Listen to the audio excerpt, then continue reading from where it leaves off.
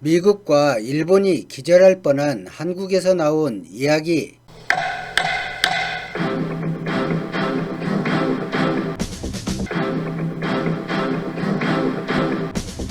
외세의 침략으로부터 서로를 지켜줄 남북 상호 방위조약을 체결하면 어떨까요? 말 같지 않은 소리 같지만 오늘 문득 궁금TV는 그런 생각을 해봤습니다.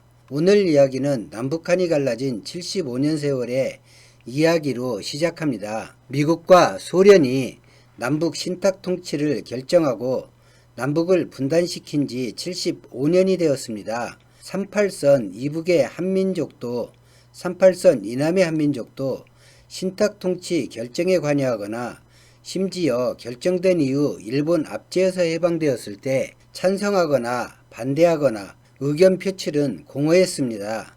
권력을 탐해 북쪽에서는 김일성이 소련과 결탁하고 남쪽에서는 이승만이 미 군정과 결탁하여 어쩔 수 없다는 듯 각각 정부를 세우고 미국과 소련은 각각의 정부를 지지했습니다. 북한에서는 친일 잔재소탕을 이유로 청산을 하면서 김일성 권력의 비판적인 인사까지 모두 처형해버려 비판 세력이 존재할 수 없는 나라를 만들어갔습니다. 남한에서는 방공이라는 미 군정 시책에 6.25 발발 전임에도 사실상 무고한 양민들을 나누고 가르면서 서로 고발하게 하면서 학살하고 이승만을 위협하는 정적들 또한 그렇게 제거했습니다. 어느 사회나 비판 세력이 존재하지 못하면 고인물이 되어 썩는다는 건 누구나 아는 이야기입니다. 그래도 남한에서는 어느 정도 표현이 가능했기에 민주주의 암흑개라 불리는 이승만, 박정희, 전두환, 노태우 시절에도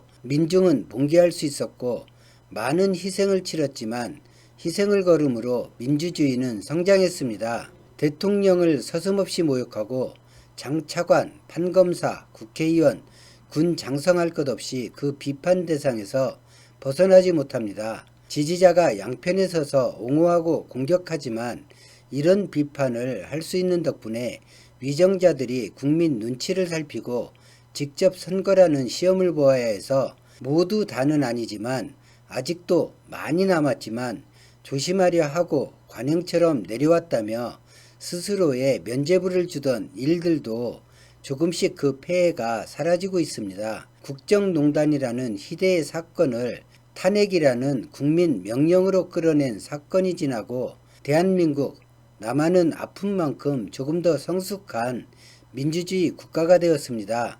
아쉽게도 북한은 단순한 독재국가가 아닌 왕조 성격의 공산주의 독재국가로 정착했고 김일성은 김정일에게 김정일은 김정은에게 권력을 세습해 주었습니다.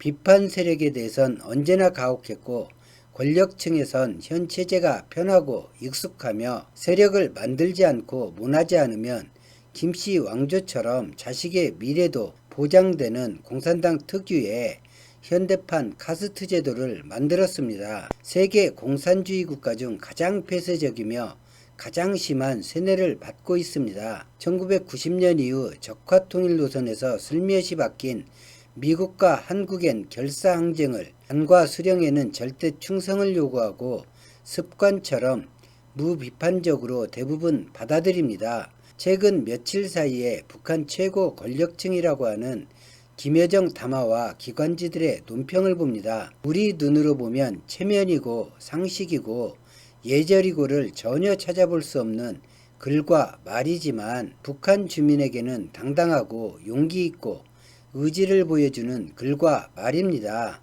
그것이 75년 세월이 만들어낸 남한과 북한의 정서적인 차이입니다. 2000년 전에 쓰인 성경을 현대의 지식과 상식으로 바라보다가 생겨나는 것이 보통 이단이라 불리는 집단입니다. 그 집단 내부 사람들에게는 외부 사람이 진리를 모르는 불쌍한 전도 대상이지만 그 집단 외부 사람이 보기엔 반대로 너무나 뻔한데 하면서 도무지 이해하기 어려운 사람들로 보이는 것처럼 남과 북은 현재 사는 기준으로 상대를 보기에 틈은 메워지기 쉽지 않습니다. 한국에서 보면 온통 이해 못할 일들이 가득한 곳이 북한입니다. 그리고 굳이 이해하려 애를 쓸 이유도 사실 찾기가 어려운 것이 사실입니다. 더불어민주당과 미래통합당으로 대변되는 정치적 갈등을 겪는 국민 간에도 같은 동시대를 살고 같은 경험을 했고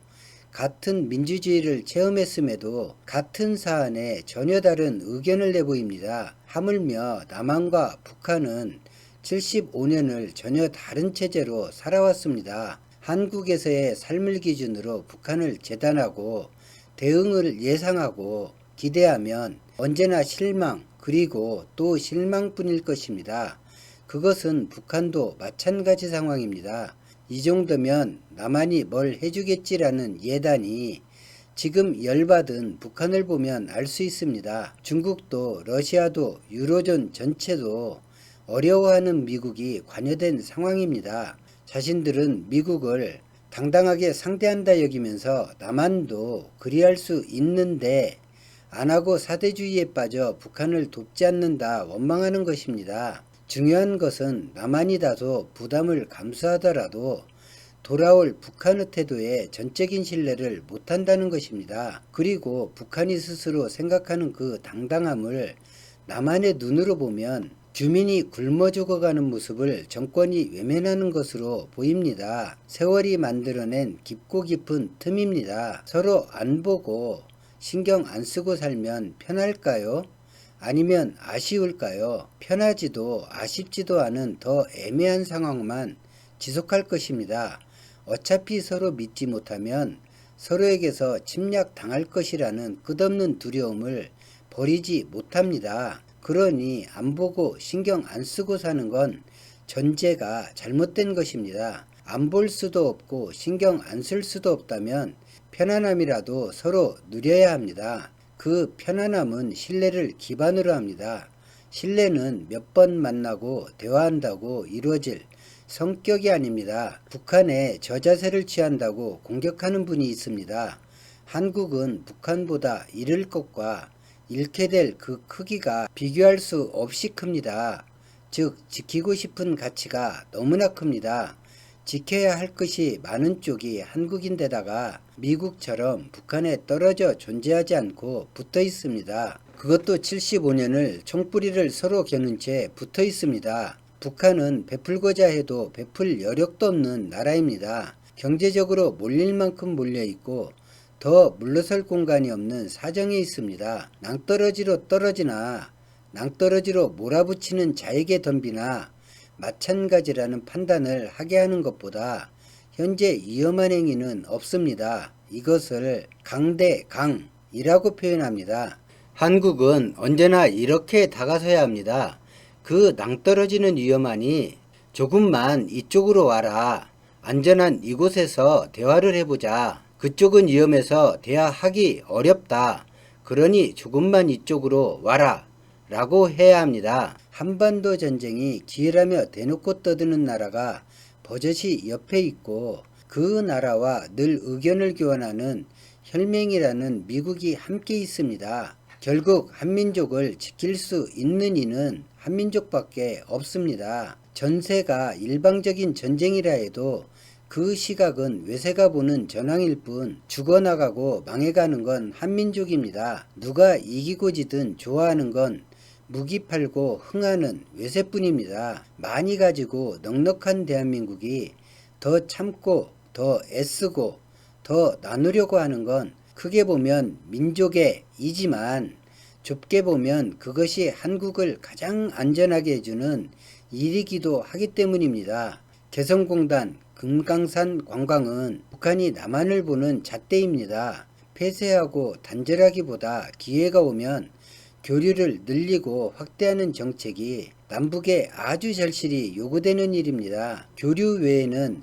신뢰를 구축할 방안이 없기 때문입니다. 저는 할 수 있다면 헌법 개정처럼 남북협력 사업의 존폐는 국회에서 3분의 2 동의를 받도록 법제화했으면 하는 의견입니다. 정권이 바뀌어도 연속성이 무너지지 않게 하려면 제도적인 안전장치가 필요하기 때문입니다. 그리고 요즘 올린 영상에서 제가 미국과 한두 번 부딪혀야 한다 말씀드렸습니다. 그중 하나가 남북 종전선언입니다. 이는 조금 불편할 뿐 불편함을 감수할 만큼 남북한 신뢰 구축에 미랄이 될 일로 보입니다. 또 한 가지는 미군이 주둔하는 한 사실 불가능에 가깝지만 남북이 외세 침략에 대해 상호 방위조약을 체결하는 것입니다. 실현된다면 일본도, 중국도, 러시아도, 미국도 한반도 군사행동을 쉽게 결정하지 못하겠지요. 이것도 결국 서로 신뢰할 때 가능할 것입니다. 하루빨리 한국 스스로 닫은 교류 창구를 열 기회가 오기를 강력히 희망합니다. 오늘 영상은 여기까지입니다. 고맙습니다.